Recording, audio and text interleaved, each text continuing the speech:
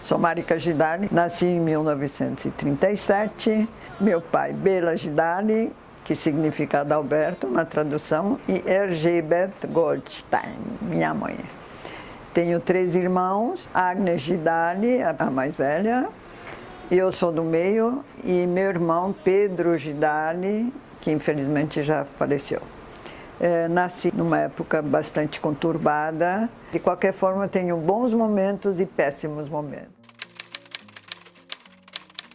Bons momentos era a minha casa, que era muito gostosa. E eu me lembro demais do ambiente daquele apartamento. Meu avô morava junto com a gente, meu avô se chamava Eugênio Gabor. Eu adorava ir no quarto dele, que eu comecei a fazer acrobacia lá no sofá dele. Eu pulava para cima do sofá, descia plantando bananeira. Então a minha vida artística acho que começou lá em 1940. Eu me lembro da sirene quando tocava, os pais vinham correndo para nos pegar, levar para casa e entrarmos no porão onde a gente ficava se defendendo dos bombardeios. O meu pai era um alfaiate e a minha mãe era costureira.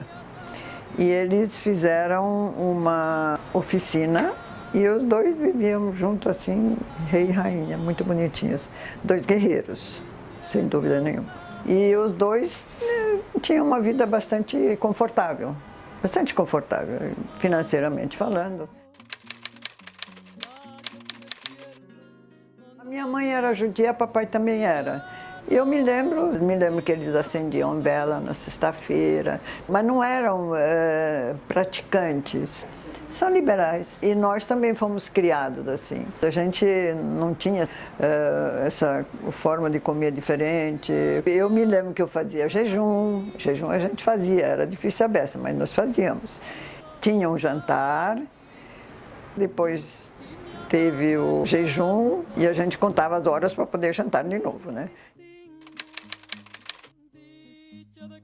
A situação entre 37 e 48 foi muito complicada, né? Porque primeiro levaram meu pai para a fronte, né? Os judeus iam sempre na frente. Então meu pai foi um dos primeiros que foi levado para a guerra. Para mim não era tão claro, era muito criança para isso. A primeira vez que eu tenha na minha cabeça perceptível isso, quando os alemães entraram na Hungria. E a gente ouviu as botas e o barulho que aquilo fez, aquela gente entrando com aquele barulho, aquilo me assustou. Acho que foi a primeira vez que eu senti uma coisa assim terrível. Os alemães fizeram todos os judeus do prédio descer no quintal, e isso eu me lembro bem, que eu olhava para minha mãe e a minha mãe estava se despedindo. Levaram a gente para um estádio, era um estádio enorme onde estavam todos os judeus e nós tínhamos que ir. Eu devia ter uns 5 anos, 6 anos. Não, essa cena foi horrível, porque nós andamos com a mão para cima, imagina a criança com a mão para cima, porque tinha que andar assim. Todo mundo já com as estrelas. Aí chegamos nesse lugar. A ideia, depois nós ficamos sabendo, era embarcar todo mundo para ir para as câmaras de gás que eles faziam. Mas alguma coisa aconteceu e nos mandaram de volta para casa. Aí voltamos para casa. Para poder ir para a escola, nós tínhamos que ter estrela em todas as roupas. Combinação, blusa, casaco, tudo. Eu me lembro que a minha mãe costurou essas estrelas para a gente poder continuar indo para a escola. Isso foi horrível, né? A gente andava na calçada e se tivesse algum alemão ou alguma coisa, ou mesmo os húngaros que eram bem antissemitas, você tinha que descer da calçada porque ele estava andando lá. Para uma criança da minha idade lá, foi muito complicado. Porque a gente tinha mesmo o conteúdo da perca, né? Perder um pai, se separar da mãe, ficar sozinha, eu, minha irmã e esses 2 irmãos, ficar sozinha, sem a mãe, sem ninguém, o que nós vamos fazer agora? Os alemães bateram na porta, que também, é claro, bateram na porta, não foram antipáticos, eram pessoas bastante gentis, mandaram a mãe pegar as coisas dela, minha tia também, que eles deveriam levar a minha mãe e a minha tia. Aí a minha mãe falou assim, não, eu vou levar os meus filhos. Aí ele disse, não faça isso porque senão você não vai sobreviver. Aí a mamãe nos deixou em casa. Meu pai foi embora, meu tio foi embora, minha mãe foi embora, minha tia foi embora e ficaram as 4 crianças.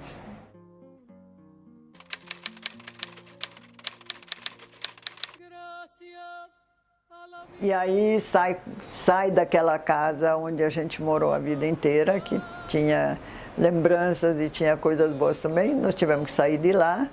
E na nossa rua tinha um orfanato. E nós batemos no orfanato e eles nos acolheram lá. Lá nós tivemos muitos problemas de bombardeio, né? Quando vinha o bombardeio, todo mundo levanta, vai para o porão, ficávamos lá no porão, voltávamos, foge do bombardeio e fica sem fazer nada nos quartinhos. Mas não foi terrível ali. Mas neste local, as pessoas começaram a voltar, esses que fugiam, e vinham procurar os filhos, né?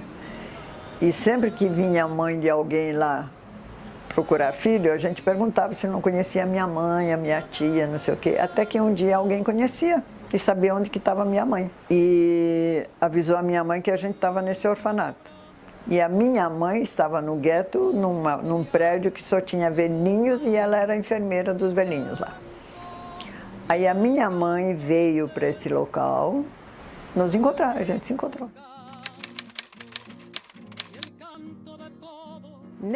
Neste orfanato eu fiquei doente, eu fiquei com vitaminose. Então eu estava toda massacradinha, cheia de feridas e a minha boca tinha bolor. Aí a mamãe pegou nós 4 e levou para o gueto. Imagina que loucura, ela veio, pegou, nós fomos andando até o outro local, né? Dentro do gueto entramos. Aí a minha mãe limpou todos nós, fez uma higiene geral e procurou um outro orfanato, que a gente não podia ficar com ela, que estava lotado esse local de velhinhos, e aí nós fomos nesse outro local. E aí foi a pior parte da situação toda, porque aí estava super lotado, não tinha comida, não tinha nada.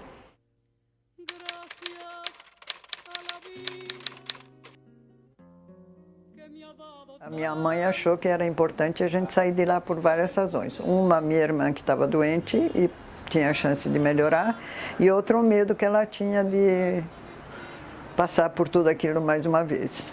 Então viemos embora. Ela não podia vir como judia para cá, né? Então todos tivemos que fazer catecismo, que eu fiz com grande prazer, que eu gostei também. Aí viramos todos católicos. Mas eu fiz assim com muita vontade, porque uma criança reprimida, todos aqueles anos, de repente pode participar de coisas, para mim era bom. Aí fizemos, eles pegaram todos os bens deles, embalaram, pegaram os 3 filhos, pegamos um trem, fomos para a Itália, tudo com papel tudo falsificado, mas tinha papel. Na Itália, ficamos sabendo que não dava para entrar no Brasil, era a época do Dutra. Ficamos na Itália até conseguir legalizar a papelada, porque a gente saiu meio fugindo de lá, que não era assim fácil de sair, né, dentro daquele regime. Levou 4 meses na Itália até meu pai conseguir legalizar alguma coisa mentirosa, até que conseguiram falsificar a papelada. Falsificaram tudo, conseguimos pegar um navio chamado Paulo Toscanelli, esse eu me lembro, primeira viagem desse navio, e viemos embora. Embarcamos em Torino e desembarcamos em Montevideo, deveríamos ter desembarcado em Santos.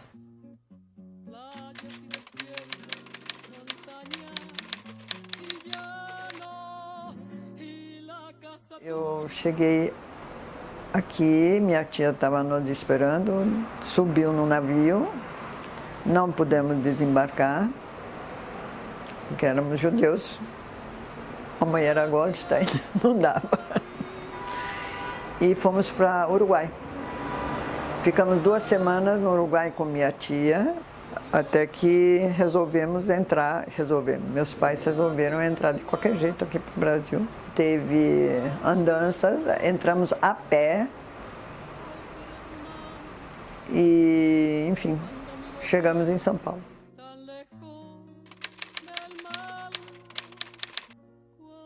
Não, aí foi complicado, muito complicado. Não tinha essa coisa de judeu, então isso foi muito bom. Mas eu não falava nada, minha irmã não falava nada, ninguém falava nada. Você recomeçar a vida num lugar onde você não conhece nada. Uma única coisa que era muito bom, que todo mundo tinha muita vontade de chegar. Então, aprender a língua, a mamãe nos matriculou numa escola. E aí era muito complicado, porque a forma de ensino era diferente. A escola foi complicado, porque eu não entendia nada. E depois a matemática aqui para mim era diferente da matemática de lá. Muito tempo da minha juventude lá, eu tinha medo de conversar. Eu conversava com as pessoas e eu achava que eu não estava entendendo. Eu não dava partes, eu não falava, eu era a muda. Tinha um namorado que eu me apaixonei muito, que era Walter Rodrigues, já no Machado de Assis, já estava morando em Pinheiro nessas épocas. Mas aí comecei a ter uma certa amizade, mas aqui no comecinho eu não tinha amigas e essas coisas, não tinha, que me ajudassem. Não tinha nada disso. Na chegada, meus pais, tudo que eles tinham, deram para os meus tios. Sei lá, era família, né? Abriram a lojinha na rua Teodoro Sampaio e começaram a costurar vestidinhos, roupinhas. Papai viajava, fazia essa coisa de vender coisas viajando. Recomeçaram a vida. Até chegar ao Balé do Centro, que é uma loja muito boa de dança. E aí refizeram a vida deles e novamente estavam bem financeiramente. Mas foi difícil para eles chegar nesse ponto. Teve um lado que foi muito bom, o recomeço, né? Porque liberdade e ninguém te perseguindo. E outro lado terrível, porque é o caso de não falar a língua e não entender nada.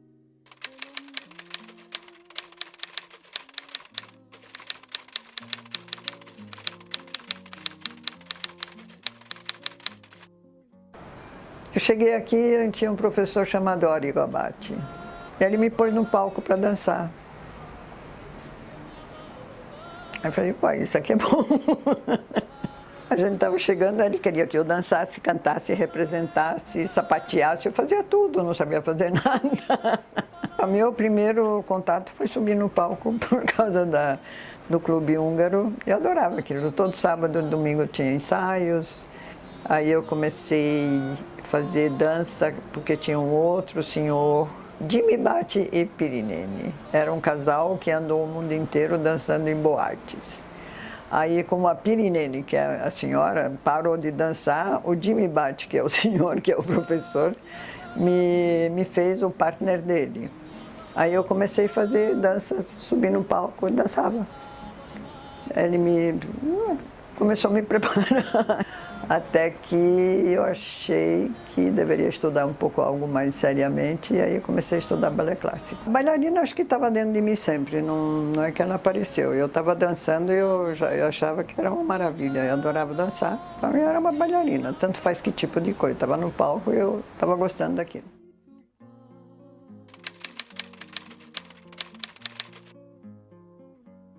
Minha concorrência começou no Balé do Quarto Centenário,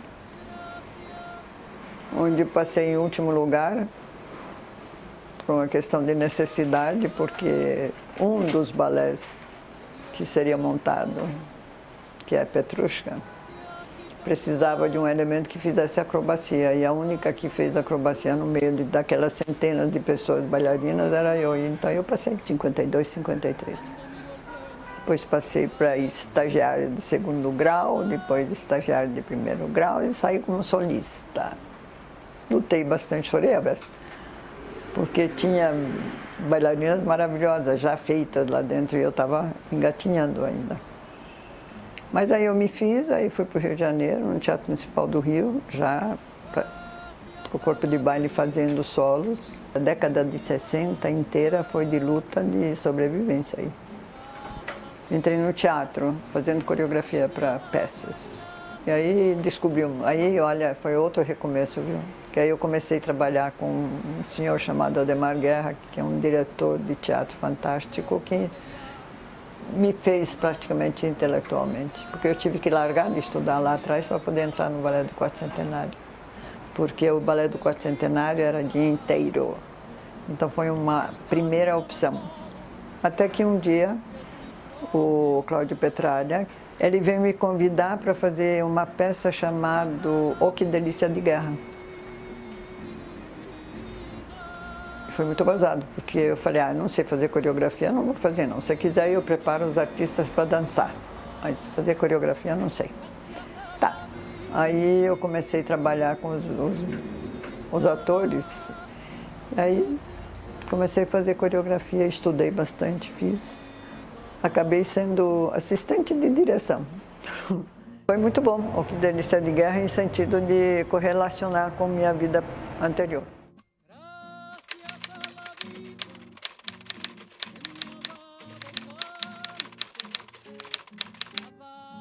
Aí isso foi me formando, até eu chegar em 70 e ser convidada em Curitiba para dar um curso de expressão corporal. Aí fui para Curitiba e encontrei um senhor chamado Décio Otero, fizemos um programa de televisão na Cultura, aí o Décio já veio, ficou aqui comigo e quando acabou a programação da Cultura, nós formamos o Balé Estágio. Aí o Balé Estágio eu comecei com 33 anos. E aí realmente é onde eu dancei e danço e faço aquilo que eu acho que é arte. Antes de mais nada, é aquela coisa de ver as pessoas que dançam e levar elas para um caminho assim bonito, grande da arte da dança, né? Acontece que o Balé Estágio foi formado em 71, depois de uma programação da Cultura. E aí começamos a trabalhar, e o Ademar Guerra, que era de teatro, e o teatro estava absolutamente calado nessas épocas, ele achou assim interessante esse balé que não fala, de repente poderia mandar os recadinhos dele. E nós também, logicamente, queríamos enveredar por esses caminhos. Então nós fizemos na ditadura tudo que foi proibido. Tudo que ele não deixava a gente falar, a gente estava dançando, né? Então era Esperança, Poder. Aí Plínio Marcos, que estava calado, nós fizemos na Baiana Carne, mudamos o nome para Quebradas do Mundaréu. E Jerusalém, que falava de religião. Enfim, fizemos tudo o que era proibido fazer, nós fizemos. E isso foi muito bom, porque a gente não tinha medo de nada. A gente subia no palco e dançava, e aí o pessoal, a estudantada veio acompanhar o nosso trabalho, os intelectuais acompanharam, artistas. Então, nessa época, os anos 70 foram assim de um poderio enorme para o Balé Estágio.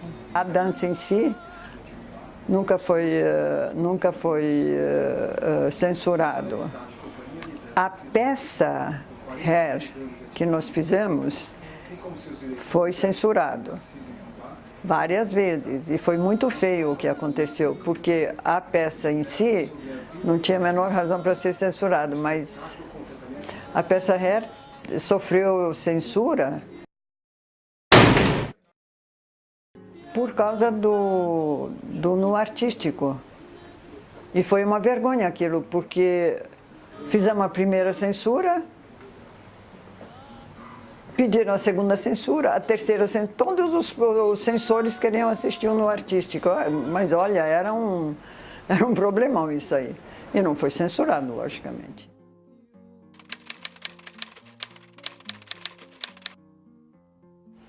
Aí, quando acabou a ditadura, e agora o que vocês vão fazer? Acabou a ditadura, vocês não têm mais nada para fazer. Aí pegamos a ecologia direto. Floresta do Amazonas, Pantanal, todos os balés que mostram a loucura que é a devastação da nossa terra, a roubalheira. Então, sempre tem coisa para falar. E depois pegamos a música popular brasileira também. E agora estamos pegando o erudito brasileiro, que também tem que ser resgatado. 15 anos do estágio, nós fizemos uma exposição com os painéis todos de papel. Foi muito bonita aquela exposição. Foi aqui no MIS. Foi um sucesso danado, né? Sempre nós tivemos problemas, sempre foi uma luta muito grande e eu sempre levei isso tudo rindo. Você vê que eu dou muita risada, né? Das maiores tragédias eu dou risada, mas não porque eu acho graça, é uma minha forma de ser. Aí depois, no final da exposição, a última coisa da exposição é uma tela e eu dando risada, dando risada, dando risada, dando risada. É muito bem, ele achou um ponto.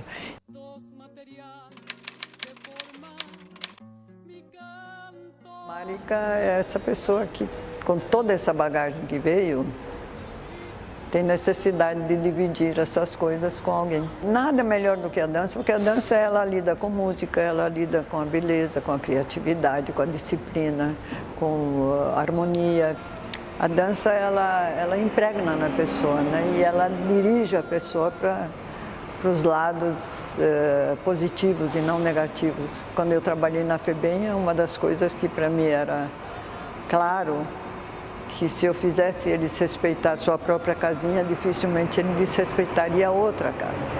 Então aí eu percebo que a dança pode atuar.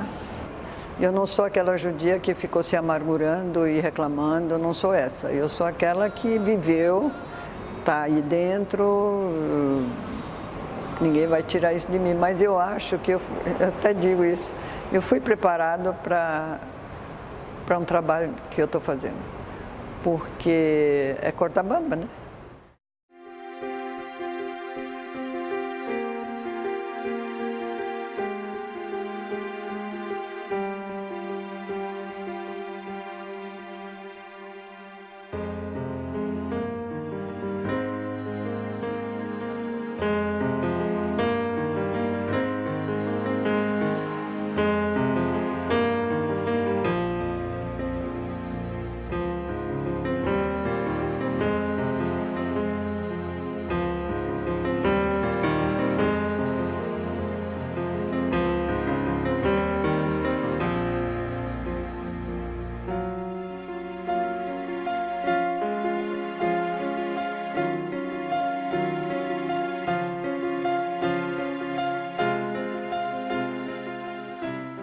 Eu vivo na corda bamba e tenho força para viver nessa corda bamba. Minha infância me jogou para uma terra onde eu posso fazer aquilo que eu acho que é bom para a sociedade. Então eu estou conseguindo.